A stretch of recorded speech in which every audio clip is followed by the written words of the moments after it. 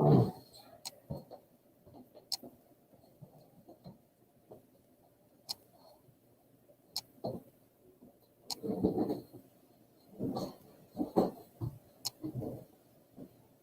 who logs on here.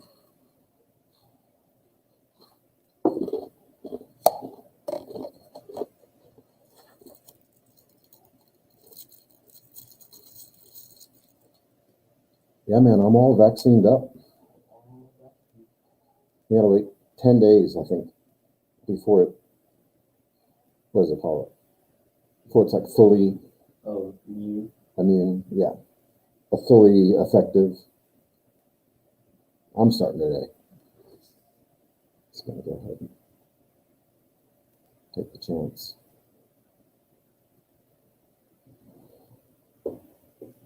Probably shouldn't do that. Okay, how do we get this on there?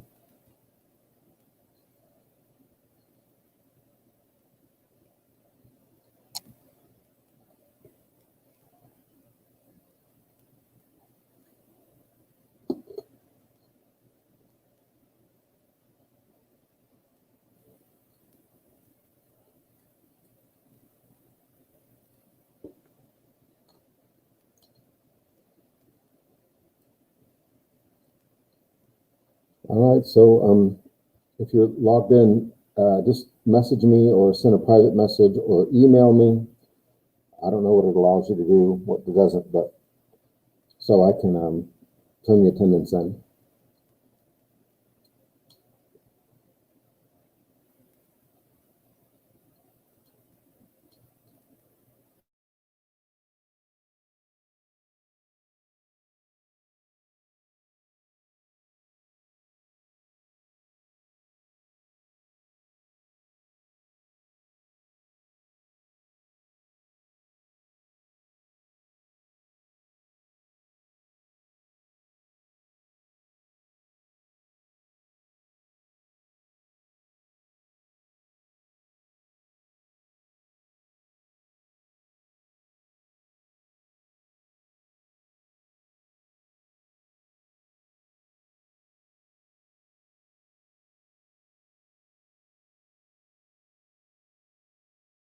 Unmute myself.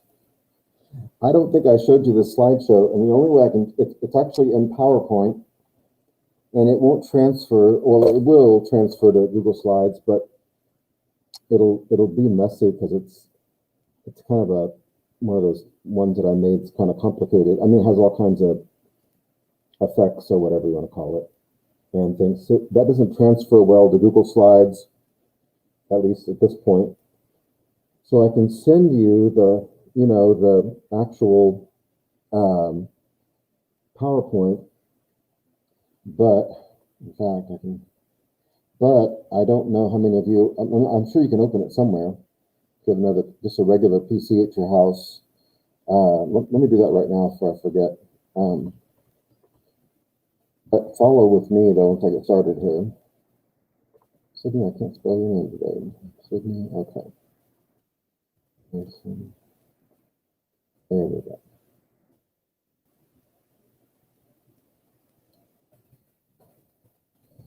It'll come in a separate, I'm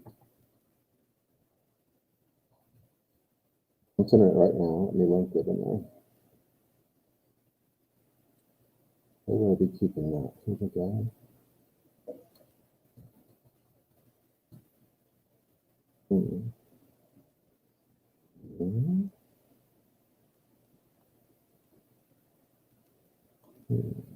PowerPoints. I just want to do it before I forget because I'll forget. And there we go. Let that upload. Oh, that was easy. Not that big of a file. So I hope that you can, thank you, Gracie. I think that you can, it's not that big of a file. I thought it'd be a lot bigger. You can open that, like I said, with another PC. So there's two people. The other person, just let me know you're here by sending me a message or email. Okay, so I'm going to go through these slides, and Let's see. Good. Relative clauses, which involve relative pronouns. I know you know all this already, but yeah, that's right. This kind of stuff doesn't work in Google Slides. The people at Google haven't quite matched Microsoft on this one yet. You got to pay for the extra package, though. You know what I mean? Like, this is not the standard package stuff. This is a lot of bootleg and, you know, workarounds and, you know. Plus, I stole the letter E from relative to using clauses, too. That's the other thing. It's not only bootleg, but it's just raw like that. Okay, here we go. Some examples. Hopefully these will inspire you. Wir besuchen unseren Onkel. Well, we know that uncle is masculine. The relatives, like people in our family, are easy because all of the articles, der or die, follow, you know, the sex of that. If it's aunt, it's die. If it's uncle, it's der. If it's brother, it's der. If it's sister, it's die, like that. Kind of hard to explain. So, wir besuchen unseren Onkel. Here's a second sentence about uncle. Unser Onkel kommt aus Polen.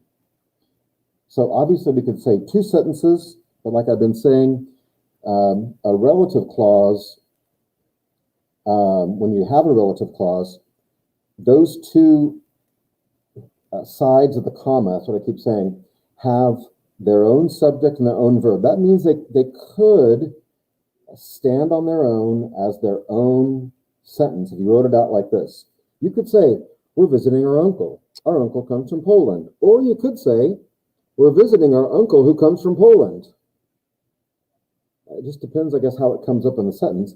But that's what we're going to make a sentence to. So notice here, it's unseren. That's who we're visiting. That's the accusative case, masculine, like den. Here, there's no ending. That's the subject. He's the one who comes from Poland. So let's put it together into a sentence, and notice that it's the subject here in the second sentence. That's going to be important. It's the same thing, same person, same noun, uncle, but in different cases, different grammatical cases. Accusative here, nominative here, but that's the one I'm interested in, is that one right there, because this is going to stand on its own. It's the independent clause. We're going to keep that. So it would be den Onkel and der Onkel down here, accusative and nominative. All right, what I just said. Okay, so since it's going to be der on this end, we're going to make it der. Now I'm going to go back. I want you to see this slide again. Since it would be der Onkel, although we're using the possessive unser, but since it's the subject of the second sentence, it would, if you said the uncle comes from Poland, we'd say der. So that's where we're going to throw der. So watch it move. Here it goes. Yes, like that. Like that. Again, that doesn't translate well to Google Slides. Not yet. They're working on it. So how would we say? Only like 100 people are using it. Now, since we have a relative clause now, follows the comma, the verb kommt has to go to the end of the whole thing, and the rest goes in the middle. Der aus Polen kommt. Let's see if that's right. Oh, what do you know? There you go. Okay, so that's our sentence. Here it's the direct object. In the second, don't forget, I'm going to say this over and over again, but I've been saying it over and over again. On either side of the comma, you've got if it's just a sentence like this where there's just one comma, you've got your own subject, wir, verb, besuchen. Over here, der is standing in as the subject, referring back to uncle, or relating relative back to uncle, and a verb, der kommt aus Polen. Der Onkel kommt aus Polen. The two sentences can be linked into one using a common item, that's the uncle. The relative pronoun functions like a subordinating conjunction. That all it means is the verb gets pushed to the end. That's not to get back into subordinating, but it does work the same way that those words like das and wenn and weil and ob we learned a couple chapters ago. Okay, we are visiting our uncle. In English, we probably say who comes from Poland. So there's a couple of, like there's that one time there's times we might use the word wo, meaning where, as a relative pronoun, but for who, talking about people, they just use the normal relative pronouns. Der, die, das, den, die, das, den, whatever, case it's in, and the gender of the word. This is the independent clause. In fact, that looks the same as it did in the very first slide, except there was a period at the end. Wir besuchen unseren Onkel. That stays the same. That's the dependent or the relative clause. Yes. Verb goes to the end. Oh, this is the independent. Second position. And then the verb goes to the end in the dependent or the relative clause. Okay. So relative pronouns, the dependent clause that has a noun that is also mentioned in the main independent clause. So for that one, it was uncle. It's masculine. It could be used as different cases. Could be accusative, masculine, accusative, nominative, dative. It could be plural. That wouldn't be masculine though. But anyway, the dependent clause or the relative clause. I made this one use a different textbook, but has a noun that's also mentioned in the main part. So, and that noun is referred back to or related back to using a relative pronoun to stand in for that common object that the two sides of the comma share. Ich lese das Buch. A lot going on there, man. Let's go back. Look what just happened. I'm not showing off the slideshow so much. I'm showing off how much you need to know. I'm showing off how much you need to know to make a slideshow like this one. You're not being graded on the technology, but maybe you are. Okay, no, I'm kidding. So here we go. Ich lese das Buch. Oh, that's going to go on. So three things go on. Two sentences. Ich lese das Buch. Du hast das Buch geschrieben.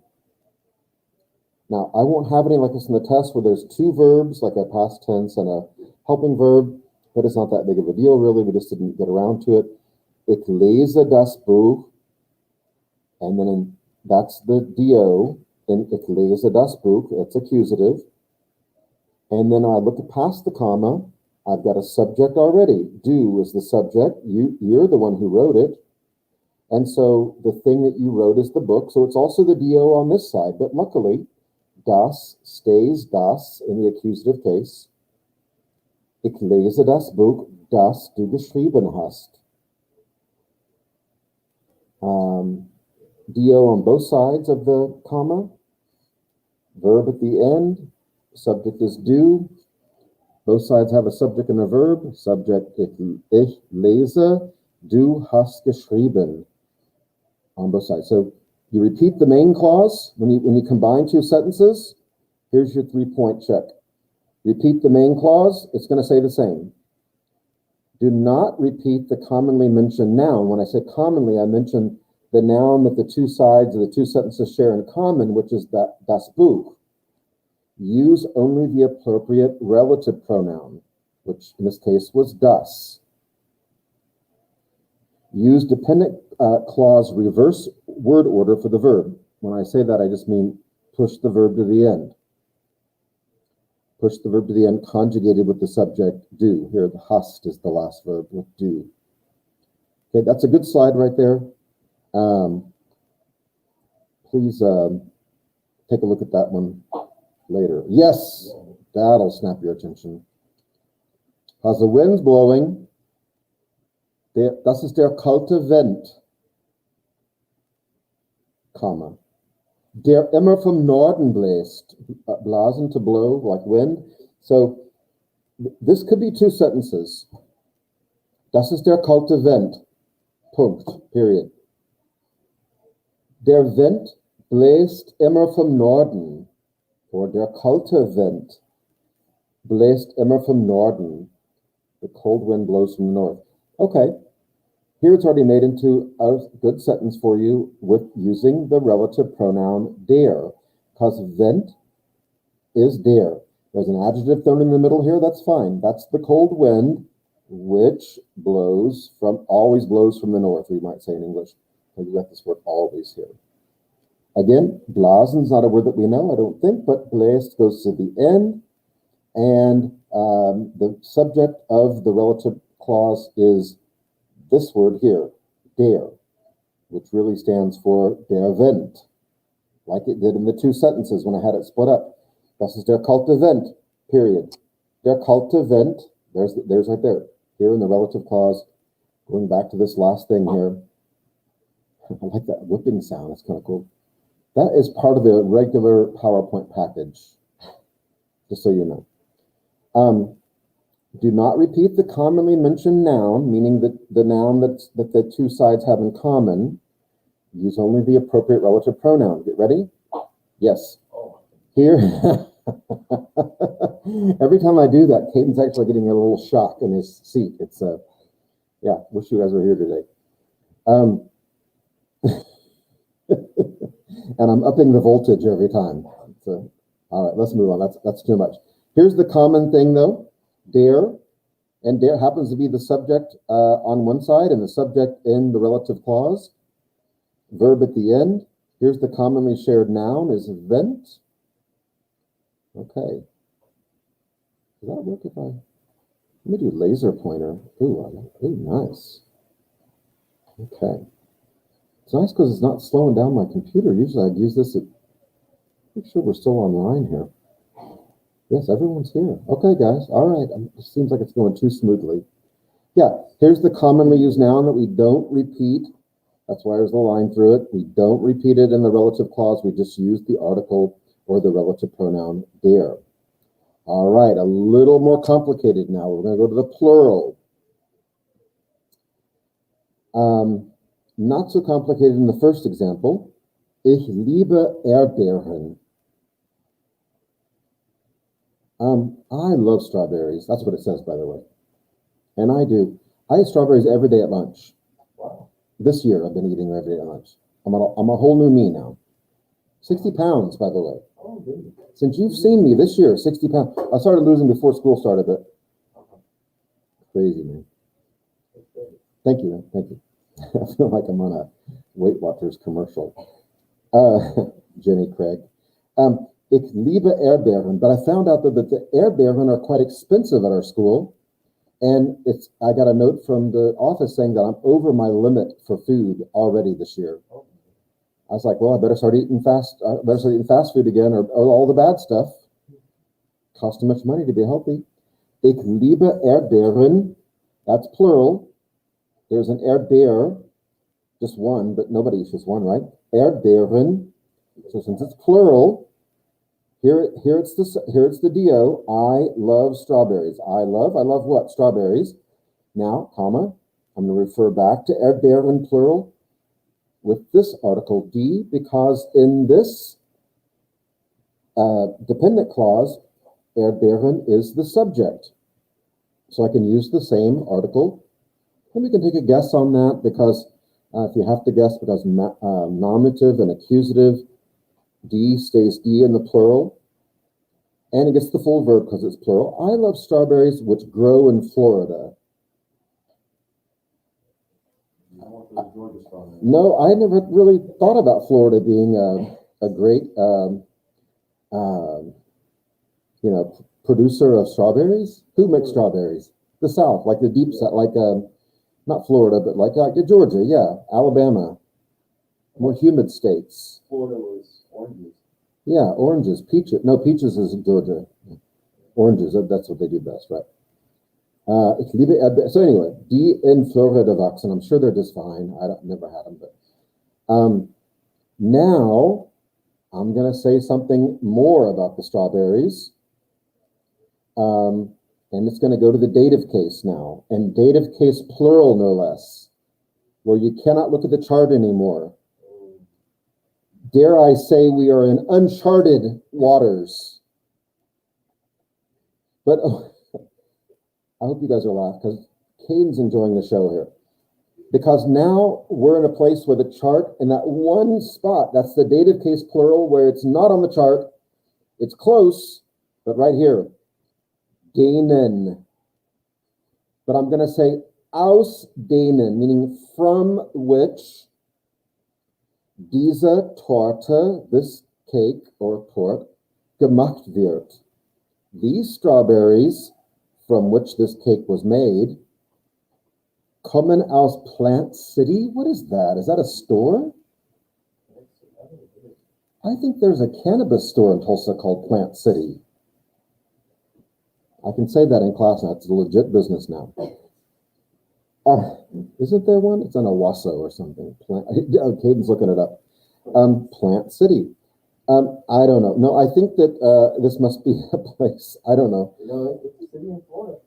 It's a city. I must have looked it up then. But it's ironic because I guess strawberries grow on plants, right? Right. Yeah, maybe they're famous for strawberries. Diese Erdbeeren. Now, Right this is. outside of Tampa. Say again? Right outside of Tampa. Right outside of Tampa. Who would have known? I thought Tampa was just famous for Buccaneers. Now, why is it dative? Because this preposition, aus, puts it in dative case. No questions asked. It's the first word in your song. You don't have to sing for very long. Aus. Oh, there it is. Don't even go to auser. Dative case, we know it's plural because it started out diese Erdbeeren, from which. Now, this is also an example of a relative clause in the middle of a sentence. It's an example where we haven't mentioned the verb yet that goes along with diese Erdbeeren. It's going to come down here. That's why these are in pink. Here's your regular sentence, your independent clause. Diese Erdbeeren kommen aus Plant City. But we want to slip this into the middle, like these strawberries, from which this cake was made. And the which is plural because Erdbeeren is plural. Okay, that's a tricky one. Make sure you take a good look at that. Accusative here, yes. Direct object, of course. And then in the next, here it's the subject, the Erdbeeren. They grow in Florida. Here it's nominative, it's the subject. Diese Erdbeeren, what do? They come from Plant City. And then within the phrase, though, dative prepositional object, aus dictates, demands, commands, demands. That's better. The dative case. Okay. Oh. Now you see that. Let's just go that. That's kind of what he's not expecting it. Like the bottom dropped out of here. Now we had Erdbeeren. Remember what Kirschen are? Yes, I talked about this. These are Kirschen. Diese Kirschen, we had earlier, diese Erdbeeren. Diese Erdbeeren. But here, diese Kirschen kommen aus dem Schwarzwald. I misspelled Schwarzwald, I'm sorry. There should not be a T in that word. No T in Schwarzwald. Black Forest, right? They are famous for cherries. I do know that much. And they use them in their most famous concoction, the cuckoo clock. No, the Black Forest cherry cake. They don't use any cherries in the cuckoo clock. Die Kirschen kommen aus dem Schwarzwald. I gotta change that. Looks terrible. Hier ist eine Torte, right here, die aus den Kirschen gemacht wird. So here I'm referring to die Torte, but here, this is just a straightforward sentence. Diese Kirschen kommen aus dem Schwarzwald. Now I'm going to use a relative clause. Here's a cake. I'll say torte is a different word. It's the same word in English without an E on the end. It's a different kind of cake. But it's I don't know. It's minimal difference. But here is eine Torte. It's die Torte. So that's why I'm using die. Aus den Kirschen gemacht wird, because it's the subject in my relative clause. The cake was made from the cherries, these cherries up here. So, where's my next? Hello. Oh, I have to click that. Here's a cake that is made from the cherries, or from those cherries, these ones from aus dem Schwarzwald. Remind me to take that T out in a minute. Yes, that's it. So here would be a whole story, another way to say it, like we did with the strawberries and the The cake over there. Das sind die Kirschen, aus denen, from which die Torte gemacht wird. Again, I won't have any things with the two verbs like that, not in the relative clause at least. But from which, because die Kirschen is plural, aus denen. Uncharted territory. Okay. Let's talk about this. Der Garten. Der Garten is klein. Oh, that's okay. Let's add some more information about the garden. And that's something you can do. Usually when you have just a noun and then a relative clause before a verb, you're just adding more information about that thing you just mentioned, which is the garden here. Der Garten, it happened also back here. I'm going to back this up a little bit. Let's see here. The one about Plant City, yeah.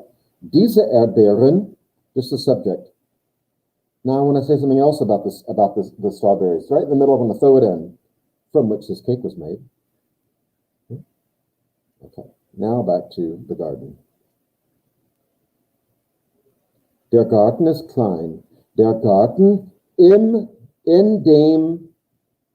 So now we're in the dative case because it's showing where something's happening in the garden. Or sorry, that something's happening in the garden. Der Garten in dem die grünen Erbsen, the green peas, wachsen, to grow. We used the word wachsen earlier with strawberries. Der Garten in dem die grünen Erbsen wachsen ist klein. The sentence was, remember what it was? Der Garten is klein. I want to say more about the garden, or I want to be more specific about the garden, maybe. Maybe I've got a pea garden and I've got a rutabaga garden. I got a pea garden and I've got an arugula garden. Keep it separate. In dem die grünen Erbsen wachsen. Oh, that garden. Yeah, it's klein. Now, die Trauben. We're going back to the same thing. The grapes, aus denen der Wein gemacht wird, kommen aus dem Rheinland. Famous wine or vineyard region along the Rhine River. The rivers in Germany, many of them tend to be wine growing areas. So the grapes, plural, from which this vine was made. The whole sentence is purple. Die Trauben kommen aus dem Rheinland. Keep trying to do that. Okay. Oop, that's a little bit off, isn't it? Okay, you get the idea. Let's talk about something a little closer to home. Der Hamburger. Hackfleisch, that's a great word. Hackfleisch, Fleisch is meat. I like the word flesh. That help you? Fleisch in German. Hackfleisch is, what do you call it when you buy hamburger meat? What's that called? Not chopped, but ground beef. Okay. This is ground beef. Hack, like it's been hacked up. Hackfleisch. Dieser Hamburger ist aus Hackfleisch, meaning like it's made from ground beef, like most burgers are, right? Dieser Hamburger ist aus Hackfleisch. None of these bean burgers or who's Burger King trying to fool with that? No, I'm not. If I go through the drive-thru, I'm wanting the real thing. Dieser Hamburger ist aus Hackfleisch. Now, we said from strawberries, we had earlier from cherries, we had from grapes. Let's talk about things being made out of chopped beef or ground beef. Here is das it's das Hackfleisch, by the way. Here is das Hackfleisch aus dem, because we look at the chart and we see that das becomes in the dative case, and aus has to take it to the dative case, aus dem dieser Hamburger gemacht wird. Hier ist das Hackfleisch, aus dem dieser Hamburger gemacht wird. from which this hamburger, well, here's the subject, dieser Hamburger. This is a prepositional thing. It's not the subject, not the verb, of course. It's not the direct object. It's from which. What's the from which? What's it mean? Referring back to the Hackfleisch. So it could be, here ist das Hackfleisch. Here's the ground beef, period. This hamburger is made from this ground beef. Put it together. Here's the ground beef this hamburger is made from. Or better English, here's the hamburger from which this hamburger was made. All right. Now, here's the chart. Relative pronouns. This one goes opposite than what you're used to because it goes across instead of down. So der, den, maybe it helps that way. Die, der, das, den. So you see there's, things that say die and dies, das and das are the same. Der changes every time. The plural stays the same, the first two. And the nominative, and this is nominative here. Should have written that in. Oh, here it is down here. Sorry, I did write. Nominative, accusative, dative. And here's the only one that's not on the chart on the wall in the classroom. Denen. It's uncharted. Good. Let's look at a few more here. What time is it? 9:37. Oh, we're good.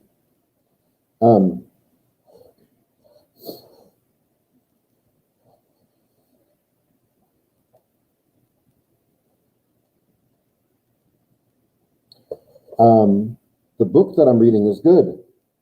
The cake that I'm baking is chocolate. These are all relative clauses. In English, we use the word which or that usually. The car that I will buy will be green. Okay, that's a lot of future tense. The car that I drive is green. The woman I love is beautiful. Of course she is. The woman I live with is nice. All right. No, it's just roommates. They're just roommates. Don't make it something it's not. Okay, so those were in English, of course. Now we'll take these. Das Buch blank ich lese ist gut. That's here we have a noun, and then right in the middle of it we have more information about the book. The book which I'm reading. It stays das. Here's your subject, but it's the do. I'm reading the book. Huh? Das Buch, das ich lese. Good. The cake that I'm baking, let's see here. I keep trying to click the wrong thing. Der Kuchen, that's the regular word for cake. Here I got a subject already. I'm referring back to the cake, so this must be the accusative. What happens to accusative? Right, if you look back, you'll see the chart on the wall. Den ich backe. Here's the whole sentence. Der Kuchen ist Schokolade. Great. Ich backe den Kuchen. Now, one sentence. Der Kuchen, den ich backe, ist Schokolade. The car, well, this is going to be a lot of future. Let's see what it says. Let's see how it fills out. Yeah, we won't. But nothing like this will be on the test.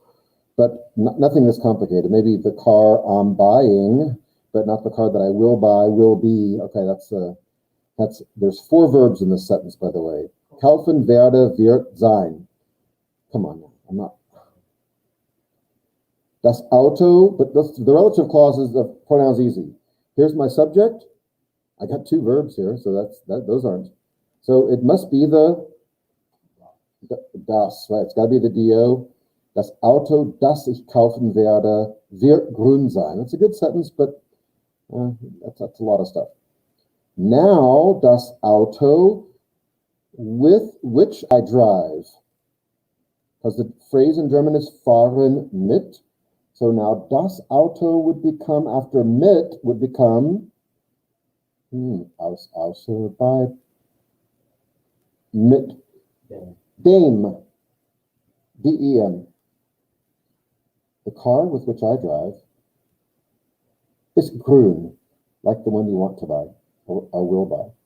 Die Frau, sorry, the woman I'm translating in my head. The woman I love, let's see, die Frau blank ich liebe.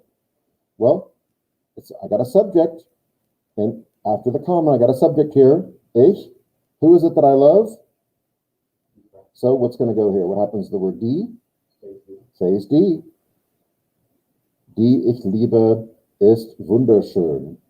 Now we have this phrase that is, we have wohnen bei, to live with. Die Frau, is that on our list? Außer bei, it's in the dative case list. What happens to D words when they go to dative case? It goes to der, which strangely enough, right there is going to be der. Ich bei der, with which I live, with whom I live, if I say in English, is nice. Die Frau, bei der ich wohne, ist nett. Good. Does it fill these in? Ah, there we go. Let me turn the volume up. I was playing Van Halen earlier, so I probably turned it down, which is really, I apologize for turning it down. Here we go. Yep. Oh. Little rim shot there. Hello.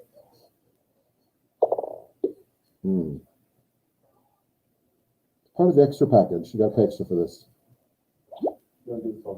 No, you got to slip this through on a purchase order to the school.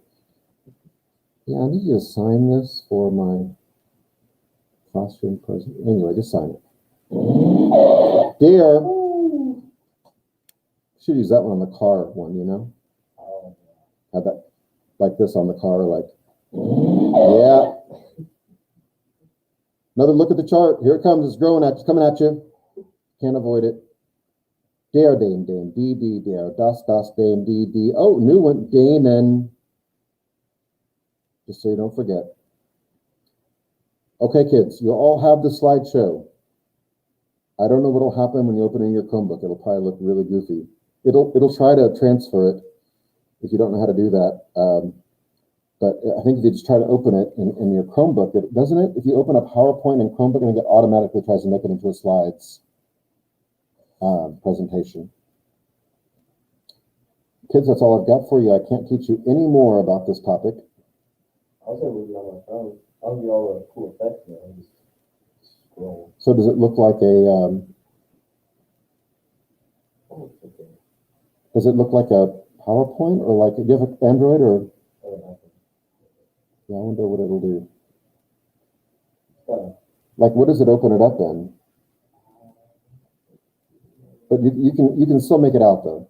Yeah, it's just kind of funny. So Caden said you can look at it on your phone, but it may be a little bit messed up. So, okay, guys, take a look at that on your own. For you all that are at home, Group A, this has to be tomorrow. Take a look at my Kasha. There's all kinds of resources. I may add a couple things. If I find some other stuff to add on, I may add them today to just kind of keep looking back. But I'll see you tomorrow. We'll do the test, okay? Tschüss.